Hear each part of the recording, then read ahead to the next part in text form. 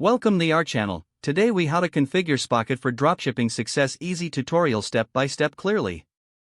Start by visiting the Spocket website and create an account. Register using your email address or log in with an existing account. Once logged in, take a moment to explore the dashboard. Click on the Suppliers tab to browse available products and suppliers. Use the search bar to find specific products or categories relevant to your niche. Filter results based on the location of suppliers for faster shipping. Select a product you're interested in by clicking on it. Review product details, pricing, and supplier ratings to ensure quality. Once you've chosen a product, click on the Add to Import List button.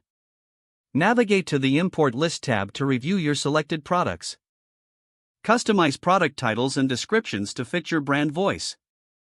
Set your retail price by adjusting the cost markup settings. Click Publish for each product you want to add to your store.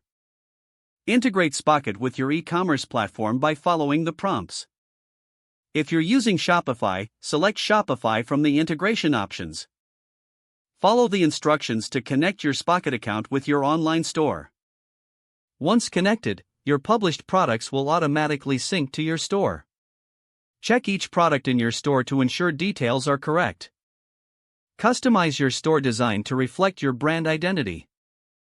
Develop your marketing strategy to drive traffic to your store.